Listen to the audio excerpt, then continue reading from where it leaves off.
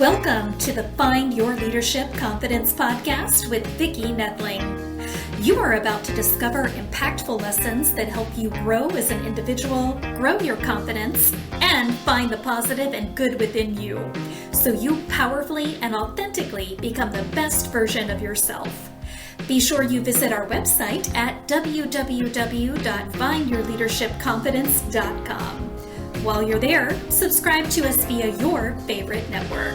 Now tune in, get ready, and enjoy the journey of emerging as a leader of exception in the 21st century.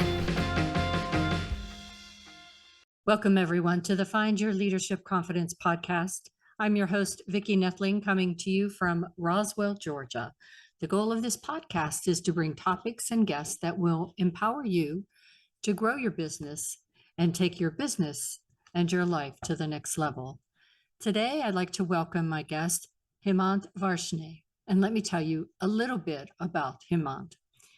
He is a top producing senior executive with 14 plus years of expertise leading various teams into strategic business planning, digital marketing, product development, and innovation to record-breaking revenue and growth profits with large-size Fortune 500 companies to hyper-growth startups. Renowned as a high-energy and resilient thought leader with strong acumen for a product and marketing role at the executive level, capable of steering organizations through challenging sales and operations objectives that focus in leadership and team building, client relationship management, data analytics, I could say that, yes, budgeting and P&L, key market identification, product development, and so much more. I thought our theme today will be growth, marketing, and advertising. So please welcome my guest, Hemant Varshney. Excited to be on with you today. Hemant, so happy to have you here. Why don't you tell us a little bit more about you and what you do? I work with a lot of venture-backed startups. A lot of them are e-commerce. They can be, SaaS, SaaS-based businesses. And also what we specialize in doing is running marketing and acquisition programs for a number of different businesses. We do also work with some local businesses where we've helped them increase orders, or patients or clients for lawyers, right? So any information that you think can help your listeners. Okay. And my audience is wide and varied at times, but most of the folks that I try to focus on are women entrepreneurs or women that are in the corporate environment trying to get into leadership and to grow, make a difference, grow their business. And so what I try to do is connect them with other resources that can help. Obviously, marketing is a huge piece, especially for the entrepreneurs that they know their product, they know their service, but they don't know how to market it in most cases. And so how are they going to do that in the best way to be able to do that? Where I come in and help is obviously helping them try to be better communicating what they are trying to sell or market, to have more engaging presence in anything that they're doing, whether it's online like this or in person, to be able to connect, whether one-on-one or with large groups. But there's just a lot of, I think, still confusion as to what to do, and the market keeps changing. As we come out of COVID, everything is continually changing at even a faster pace than before we went into COVID. So, how are you helping those startups to navigate what's the best thing to do to get some traction And then once you've got traction, that next level that you go Yep. to be able to get those leads that you have into clients. And, that's where, a lot of us struggle. Yeah, happy to chat through, some strategies we've used. Also, in terms of, my career path, the majority of my leaders, like, senior level leaders, execs, like COO, have predominantly been women, which has been fantastic. Yeah. So, I think even like connecting on that level, like there's a different level of nurture that occurs with women leaders than, when working Right. for a male leader, Mhm. and just like the empathy and understanding in a lot of different topics. So it's just it's pretty incredible. Yeah, that's I have several courses, and one of the courses is leading with your heart, your head, and your hands. And it's really to kind of emphasize that the way that I learned how to lead in the 80s, let's just start in the 80s. It was always a male person who was really teaching me what to do, or the person. I had some great female mentors, but they were not in the senior level management. So, the people that were supposedly teaching you how to be at that advanced level in leadership were all men. And then I worked for most of my years for a transportation company where it was tough men, and my style of leading as I was getting into leadership and had people working for me, I was just going by what I thought was right. And it was always, in those evaluations, well, you can't be friends with these people. You can't, just have them do their job, and you're too sweet or too tough, you're not tough enough. And it wasn't until I was 50 that all of a sudden it was like, you know what? I think I can do this better. And Yeah. it made a huge difference. You start to look back on the successes that you had, and what were some of the things that occurred during those successes. Yep. And it was the people that I found out about their families, and and what their needs were, and helped that. And then once I was able to help them, then they were willing to do more for me. Yep. And so empathy is huge, I think, especially now. Yeah, absolutely. And I agree. I think like a lot of my leadership style, I know there are folks that don't like to blend personal life and work life. For me, it's like all in one and one in all. And understanding someone's background and like you mentioned, right? Like what they're going through, those tough days, you can be a better leader and a better colleague and a better friend by just understanding. Right. Yeah. And that really comes into play. I'm sure that as you were working with women in those senior positions, I think you would have to have dealt with a lot of self-doubt, sabotage, and questioning, am I good enough for this? Because we're our worst critics oftentimes. Yep. So, what are some stories about that? I mean, I think, something that I had to kind of figure out earlier in my career was like, I was always the youngest person, wherever I went. So it's like, and I'm not saying this in a boastful way. It's like, when I got down to Wall Street, I was 22, 23. I was in a manager role, learning to lead folks that were older than me. So the self-doubt part was like earlier on, it's like, they know more than I do. Like like in life in general, like how do I be a good leader? What are the right things to do? And over time, it was just, hey, if if I take care of my team, and it took me a few years to figure this out. Yeah.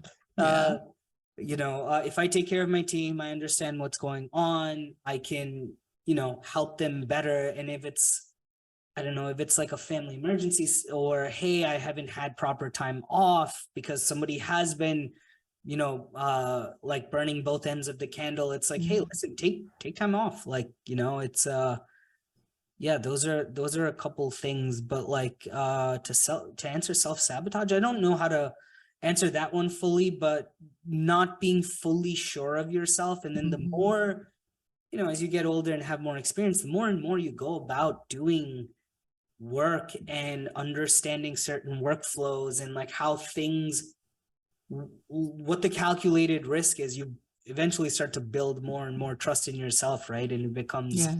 less of a, hey, is this a right thing? Or it's like, oh, this was not the right decision. What did I learn from it? Let me turn around and go fix this, right? Yeah. I think that is really a good point, because oftentimes, when we're younger, and I was like you, I was young whenever I got into management, because I didn't go to college till I was in my late 40s. And so I always had people that I thought were older and smarter than me. And the imposter syndrome came about quite often. But then I think whenever I started to realize that I didn't need to be perfect, and I also learned more from whenever I did screw up than I did whenever I had somebody tell me what to do. And I appreciated the learning lesson that I had.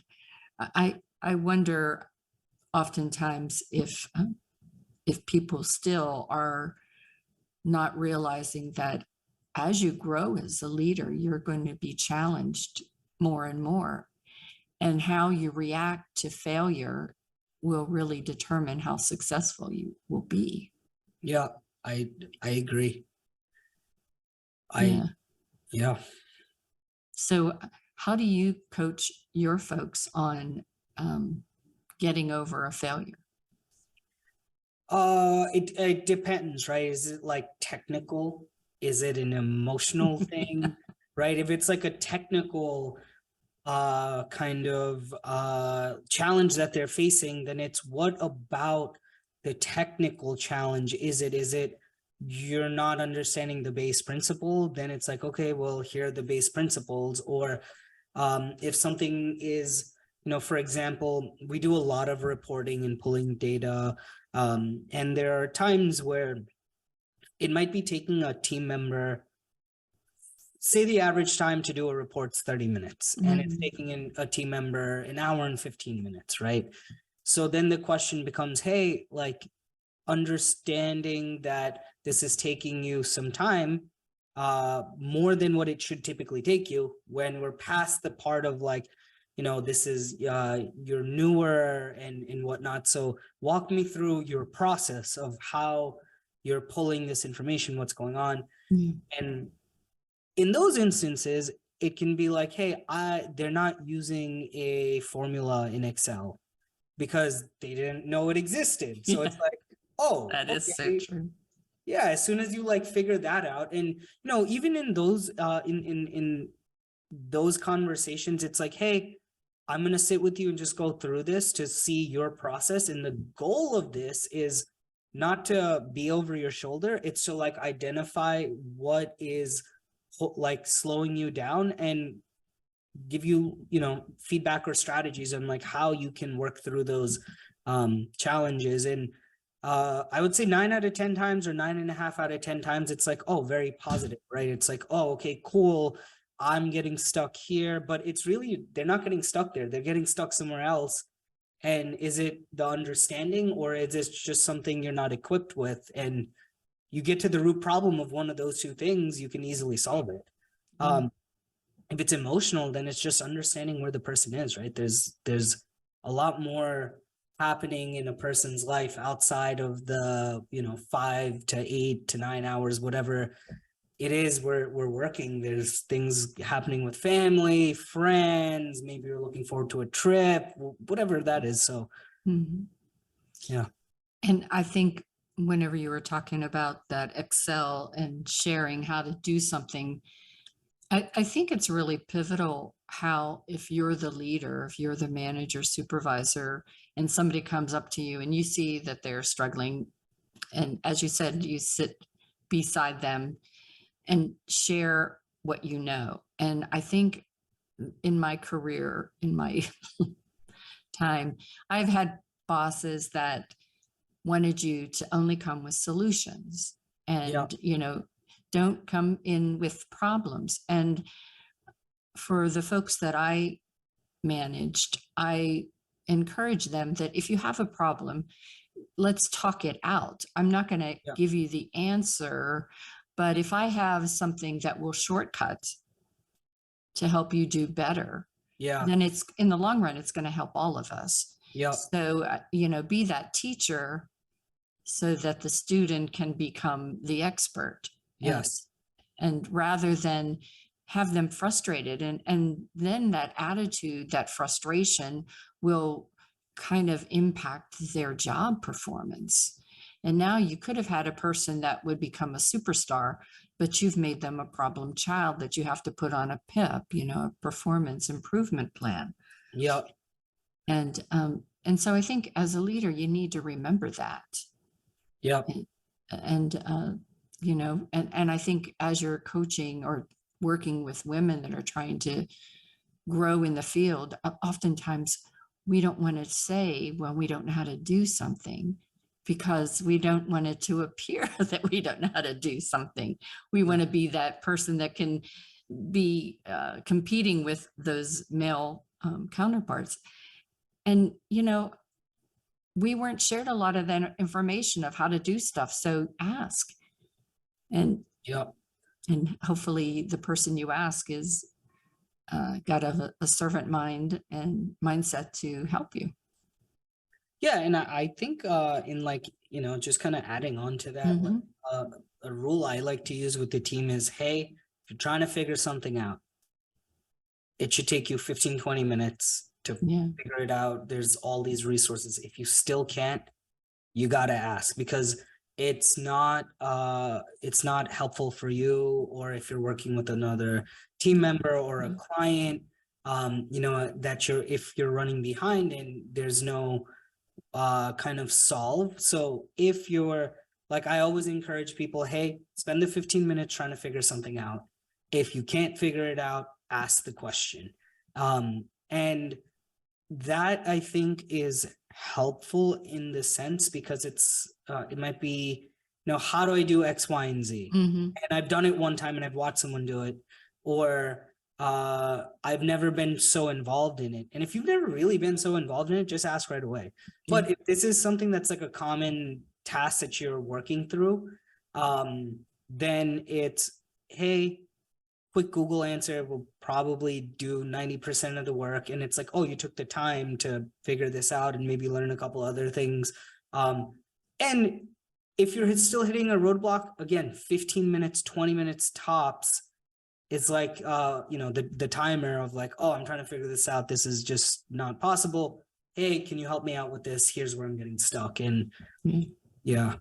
And sometimes the beauty of this media, the recording, I know whenever I started doing podcasts, the person who did everything to get me set up, there were a few things that I was going to need to do to post.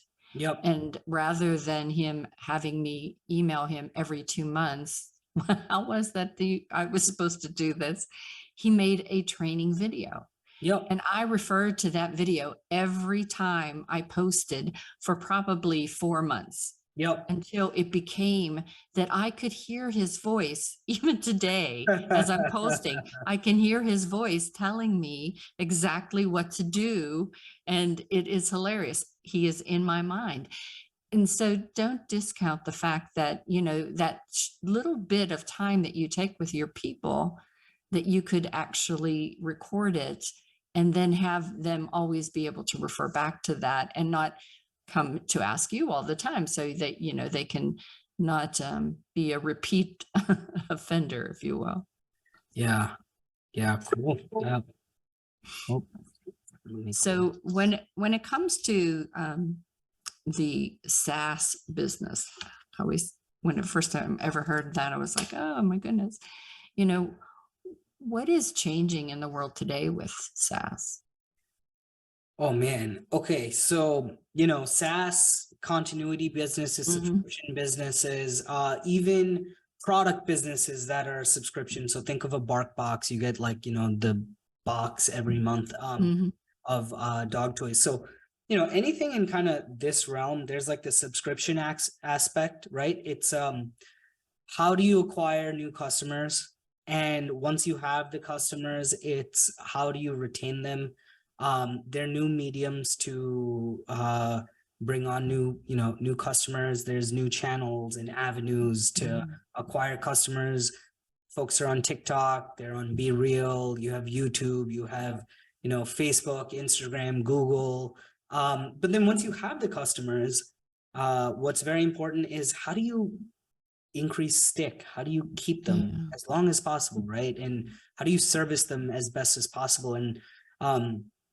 And each business has its own challenge, right? But I think the first part of all of it is customer service, ensuring you have top-notch customer service and that your team is reliable and you're able to get back to the client or the customer if something's broken or not working.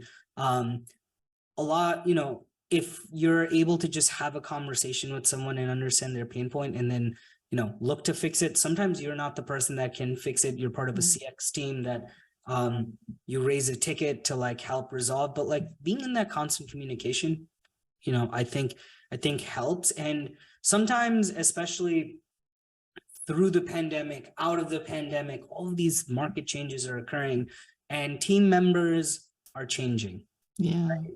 And so figuring a way to keep that level of service is very important, especially as you're onboarding new partners or new team members, and and some team members are getting offboarded. So I think that is one area that is continuously changing. The next part is what does your data analytics look like for your business? And what is the feedback loop you've created? Like, for example, if people are leaving, right, and they're unsubscribing, why?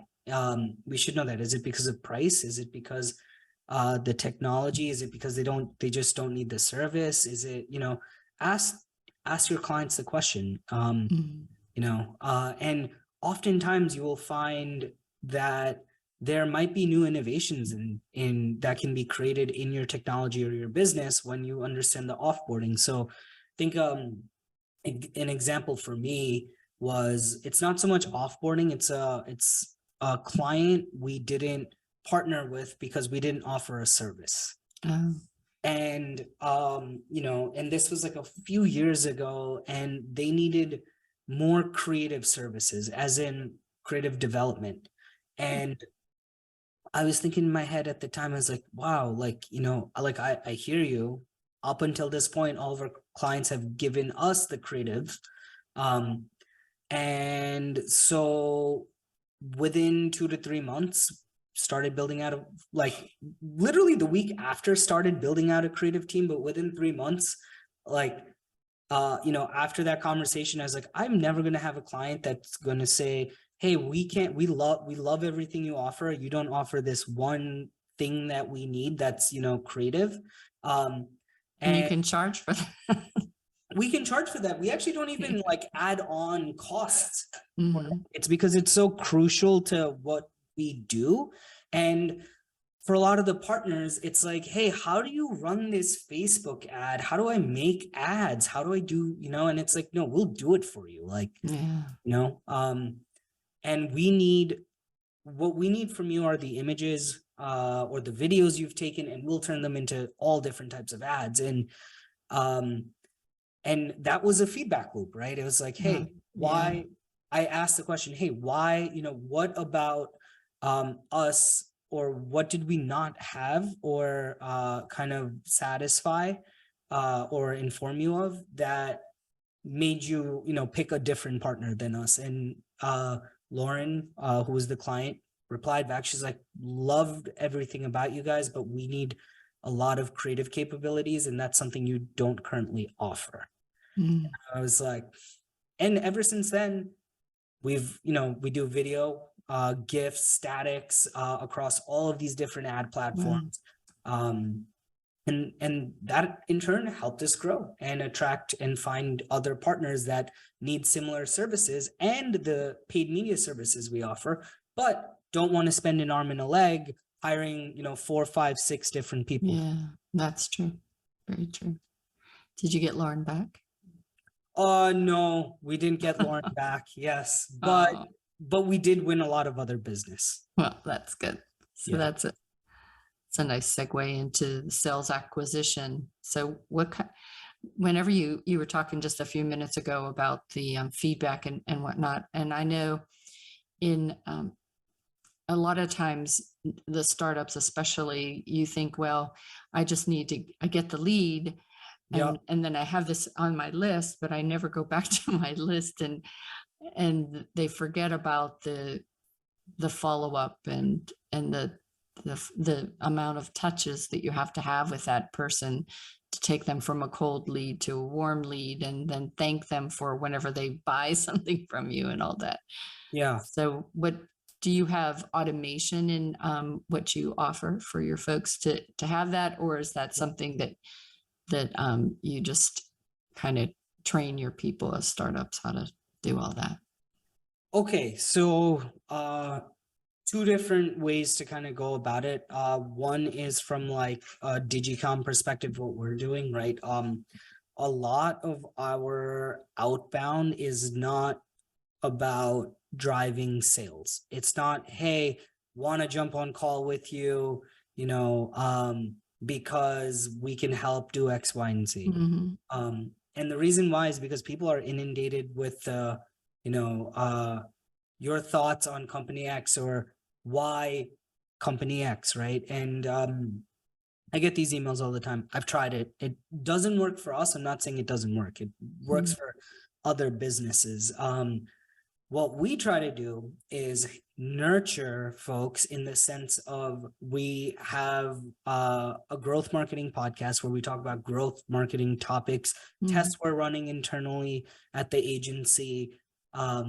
So we send that out. We send out newsletters where we have a content writer on staff who's one of the main primary duties is to write about new topics in marketing on a daily basis. And what our strategy is, we take all of this information. A lot of the folks we're, looking to work with, they're either heads of marketing, they are founders that have, some understanding of marketing. And so we're pushing all this information to them.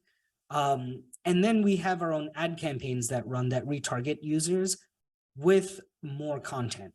So it's a much larger awareness play for us, where then inbound naturally starts to happen for us.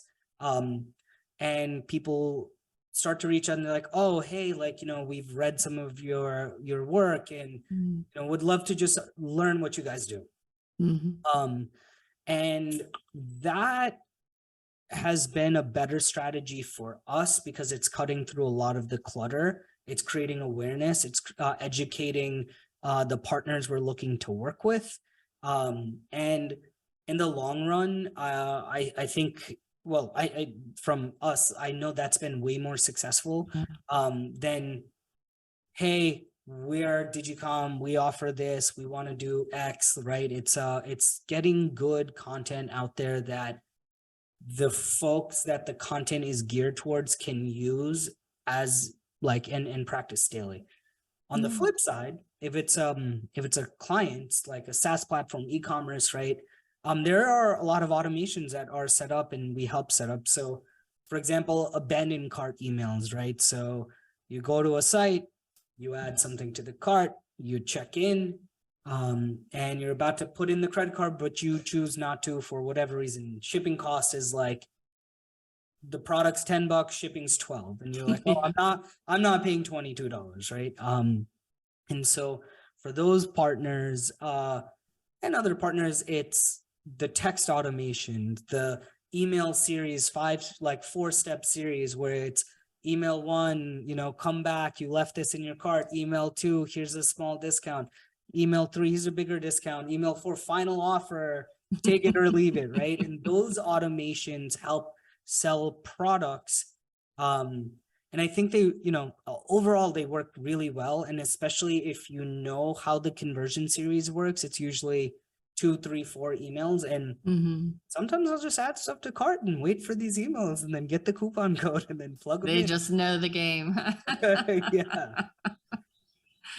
That's awesome. And I do like the nurturing piece that, for me, I know that works better for, my purposes. I think that you have that trust factor that starts to become in there, and also you can kind of feel out whether or not this is someone or a group that you want to work with. Yes. And because we are bombarded, I probably get 500 emails a day. Yeah. Just constantly asking for something or inviting to a course or training, and I know mine will be in amongst 500 for everyone else. So it is, I think, important to try to build that and on all the social media. It still, it surprises me. There are a lot of folks that still are not doing anything more than 1 or 2 social medias, and obviously you need to know your audience, where that audience might be. Maybe LinkedIn is better, but I always looked at social media as, have Twitter take you to your website, or have the Facebook take you to your website, or LinkedIn, and kind of just hit them wherever you can, because you never know where that person might be coming from, right? Yeah. And for any, business owners that are listening, it's set them all up. It's free. And there are tools that are out there where if you share on one platform, it automatically shares across all your platforms. Yeah. So if you love Instagram, you love to be the one sharing on Instagram, you created your content calendar, you can log into a platform like Metrical. I think it's like $15 a month. It'll share it with Facebook, Twitter, I think TikTok, LinkedIn, like in a number of other places. And you only have to share it once, right? Yeah. Your content's available, and just like you said, you never know who's looking or how the algorithm changes, and all of a sudden your content starts to appear, and you want to be ready. So algorithm is a good segue too. So I created that content. I put it out there once, but I never go back and comment or do likes, or I think the heart, the love is actually higher in the algorithm now. So what advice do you have for people on that, to get into that? Do they need to hire a VA to do that, or is it always better to in person do stuff like that? It's funny because I was talking to my team member earlier today or yesterday. Maybe it was yesterday. And there are a few clients where we're running ads and we're seeing a lot of engagement because their experiences.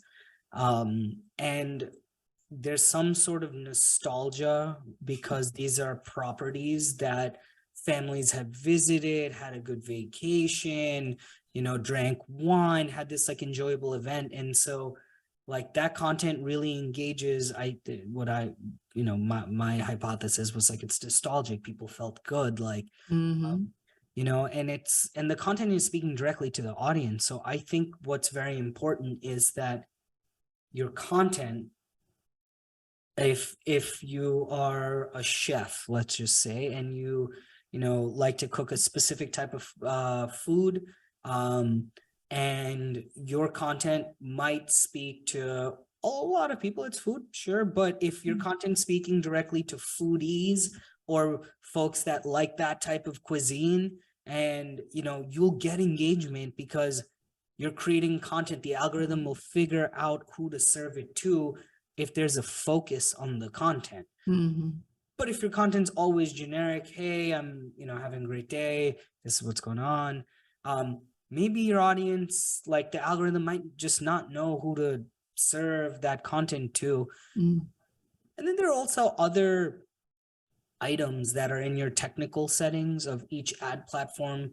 Some of them can include adding in keywords. Some of them Right. can include, share with other folks that have viewed similar content. Like that part, I would say, like, once you have like 15, 20 posts, 15, 20, videos, whatever it is, like, out there, then start looking into each platform and how you find the nuances so that your content can get amplified, and turn those on. Now there's content that can be shared, and your future content will start to get shared more and more and more. And the reason why I say, 15, 20 posts if you don't have anything is because if you have no content and you start sharing and someone lands on your page, there's a lot less social validation of, hey, let me follow, like, whatever it is, than if there is some existing content. For sure. So what are some of the mistakes that people make as startups? Oh, this is, yeah. Well, we have a half an hour. Okay, I think every business owner, whether it's a startup or you have a business that's like growing rapidly and you're past the initial startup stage, it's very important to understand your cash flow. Yeah. That's very, very, very, very important. And if you have a partner and you're like, oh, my partner understands like the money and I trust them, it's not a thing about trust. It's very important for you to just understand cash flow. You might invoice, you might have 10 clients, invoice all 10 of them, and everybody's paying at different times, and because contracts are set up in a specific way, or and your expenses each month are your expenses each month. So if you're getting paid late on certain things and your expenses are increasing, you're going to be in negative cash flow at some point. And then you're thinking, oh, how do I pay myself or an employee, or how do I do X, Y, and Z? So like something I do with my team is I talk to them very openly about cash flow. Like, hey, here's where we are in the business. Here's where we need to be. If we catch up on cash flow, here, like, this is where we are. Here's what we can do and invest back into the business. If for some reason it's elongated, we might not be able to hire the next person or the next two people. And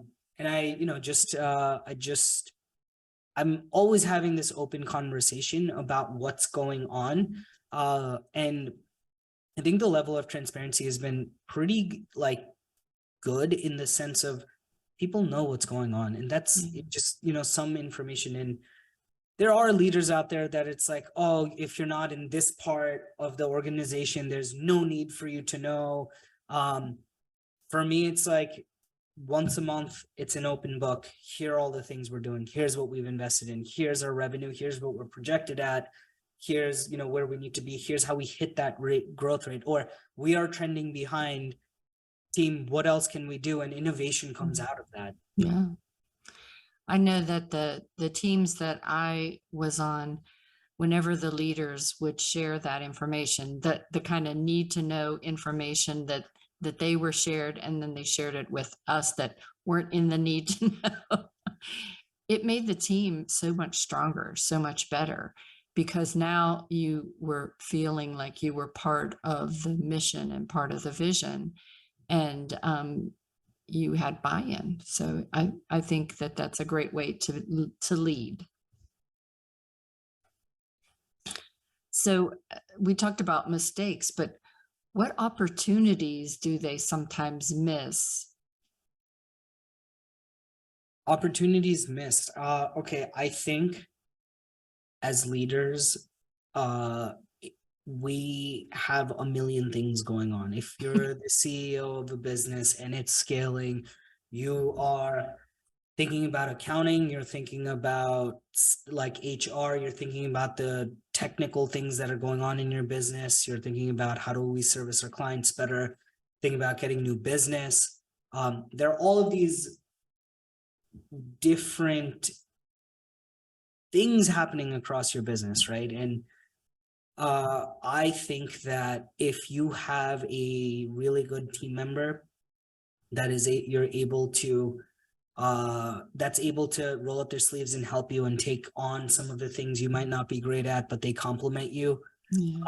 You know, it's okay to let go of some of those. And ultimately, if you're trying to, if you're trying to grow into this larger business, you're going to have to do that and build process and trust your team. So that's an opportunity.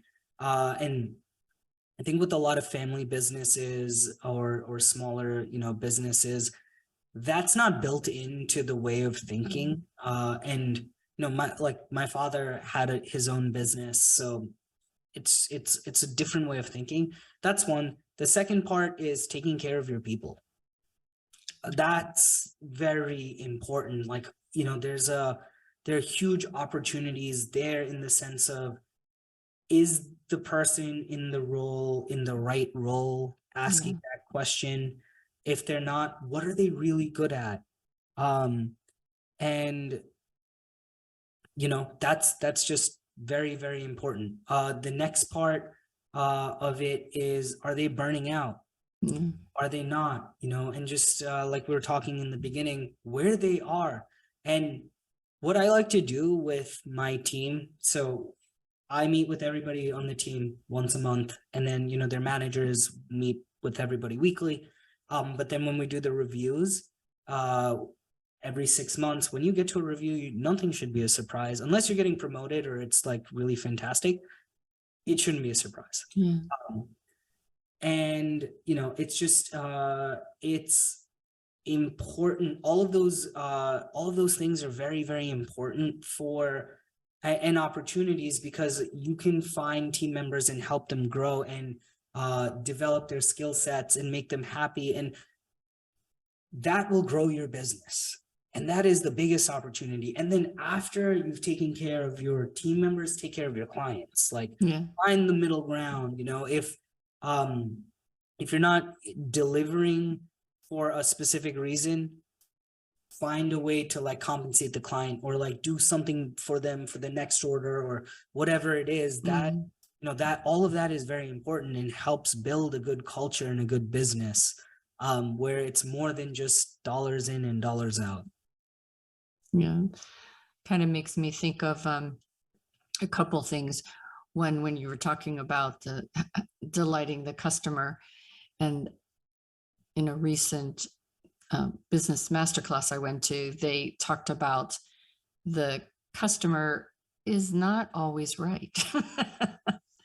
And sometimes you can really deflate or anger at sometimes your team members because they are to tell the customer they're right when they know they're not. It's a thin line, I guess, that you work on, but sometimes you have to be confident enough in your business to know that you don't have to hire or bring on every person that you come across, that if they're not the right customer for your business, they could hurt your business more than help it. Yep. Yeah. Or even if you're working with a partner, we were working with a partner, great partner overall, like the business and the leader.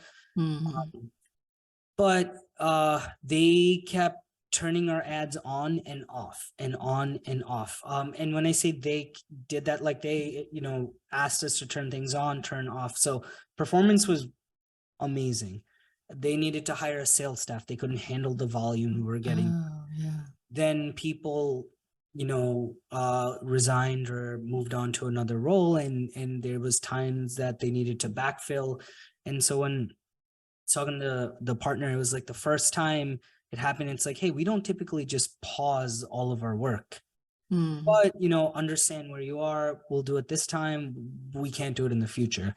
And it happened again in the future.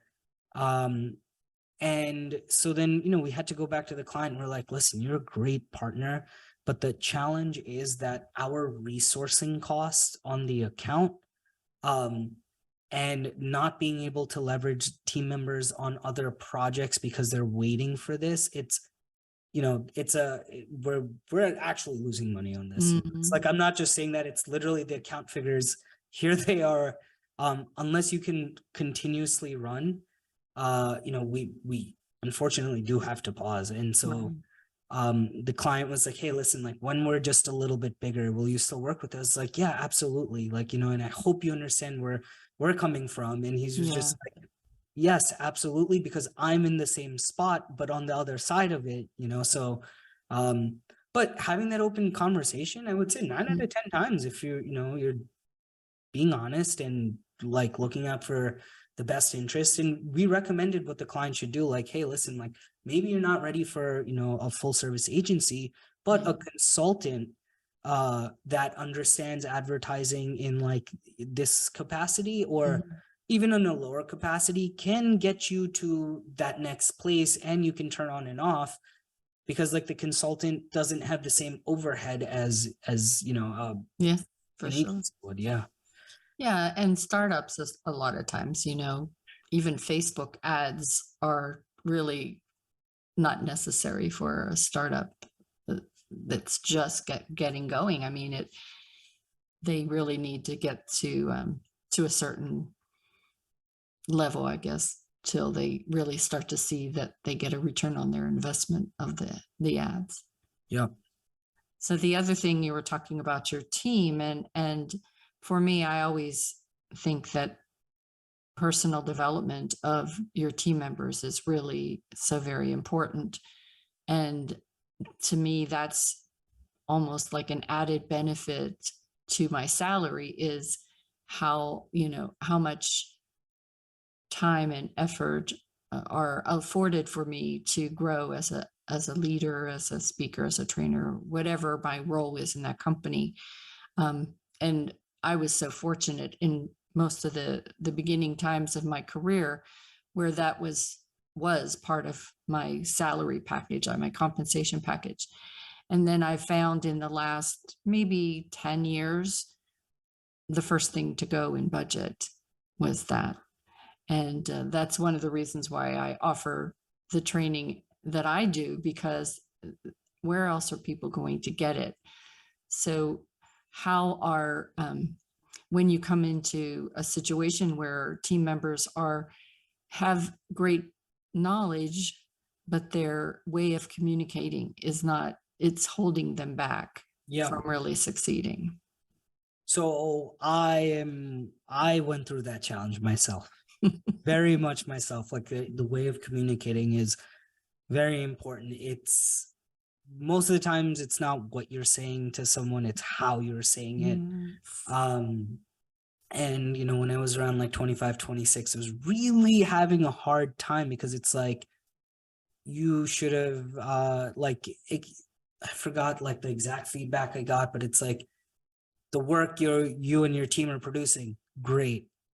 But the team needs like a better way of feedback. And it's like, what do you mean better way of getting feedback? Like, I could not comprehend what that meant, because it's like, hey, I'm checking in with the team, I'm making sure they're good, I'm everything is with like thoughtful intent, but the issue was, it's like the way I was requesting stuff sounded more like a demand than hey, I need to provide them the context and the information, and then motivate them to help on the project, or work on the project as well. And providing the context and understanding that, it took me a little while, and so similarly, I think when I'm seeing right now a lot of the management training, and this is something I was having a chat with our COO. It's like, we need to do that for the team, like once a week management training where it's a third party. It's very important. It's so very important because one, my eyes and ears and feedback can only go so far. And two, for us to continue to cultivate and build, as we've been building up our management layer, how to speak, how to provide information. If you're going through X, Y, and Z, like those scenarios, here's how, you can talk with a team member and provide that feedback. And it's important. Very candidly, haven't done enough of it, need to start doing it for the team. Yes. You made such a great point earlier about how you say it. And, one of my URLs I own is it's just a conversation.net.com.org. And the reason I bought that is because people forget, and the digital world has maybe done us some pushback, I guess, but the tone that you use when you're a leader is really important. Yes. The way that you connect with a person, you can say and motivate a person, but if you scream at them or if you demand and you don't give them some information to help them understand why that is a demand, as you were talking earlier, like if you need your sales team to really do more and you explain to them, this is the budget, this is the expenses that we have, and what you do is so important to helping us, then they'll want to do more. But it is all about that tone. And I worked with a group, a healthcare group, and I did 3 days where I came in and they were all high performing team members, and they had to do a capstone, which was for them to, have whatever product or service that they were going to improve upon. And they had to sell it to the team of upper management. And so I came in and I worked with them for 3 days on their talk, their pitch, or whatever you want to call it, to help them be able to reach the person, not only from the statistics and the stat and the content, but really emotionally. To be able to connect with why that project should be taken over, the other 10 or 15 of them. And it was impactful because you saw the people change each day that I was there, to get more comfortable, to be more confident, and to do a better pitch. And it's not rocket science that we teach, but it's things that we forget until you hear it done a different way. Yeah. So personal development in the office is huge. Yeah. Good to hear. Yes. I was fortunate, as I was kind of learning, I'm still always learning, right? But I had a gentleman named by his name was Ed Lynch, and he had personal coaching classes. He was part of the business. He's the CEO of the business at the moment. Mm-hmm. A lot of what and this is a past business, not Digicom, but he would take an hour a week and go through these scenarios and personal development training courses with the team, and Nice. it really helped. And that's something, any leader out there with a growing team, especially if your team is younger, it's important, because there are things when we are younger that we might excel at, and other things that we're trying to learn and figure out. And it also goes, for, if people are in their 30s and they're coming into their management, and in their 40s, like there's still skill sets you need to learn. But I think it's imperative, if like your team is mid-20s, there's a lot of things that will, that you're learning very quickly, and and that you don't know. And so that is very helpful. And sometimes it's unlearning. Yeah. The bad things that will make an impact. Well, we are almost finished with this. But so if you had 3 takeaways that you'd like to share with the audience, what would those be? Sure. Continue to learn. You're going to make mistakes, and that's okay. It's important when you do make those mistakes, what did you learn from them? If you can walk away with answering that question, cool, pivot fast and keep going. Take care of your team. That's very important. And then something that I'm going to do, it's, take time to build in, especially if you're getting to a place where you're 20 plus people, take time and figure out a way to implement a kind of management, training course. And I know, Vicki, you offer this, so would love to just chat with you about that. So, definitely. Yeah. Definitely. Awesome. Well, you just gave some great tips, and just again, remind everybody your website. Yeah. So digicom.io, and we specialize in growth and acquisition marketing. So our goal is to acquire customers for you through Facebook, Google, Instagram, profitably. Awesome. And the typical size of a company that you would want to work with? Sure. The majority of the businesses we're working with are spending $80,000 of media a month. 80,000 to 300,000 is the typical client size. Awesome. Okay, so those of you that aren't making that yet, just take the tips that he gave you and practice, and don't lose his website. Again, give that website one more time. digicom.io. Awesome. All right. As I always say, life is a journey, and it's up to you to enjoy the ride. This is Vicki Noethling signing off. Thank you for tuning into the Find Your Leadership Confidence podcast with Vicki Noethling, where we share impactful lessons that help you grow as an individual, grow your confidence, and find the positive and good within you so you powerfully and authentically become the best version of yourself. Remember to visit our website at www.findyourleadershipconfidence.com and enjoy even more great episodes like this one. Again, while you're here, subscribe to us via your favorite network. We look forward to seeing you next time on the Find Your Leadership Confidence podcast.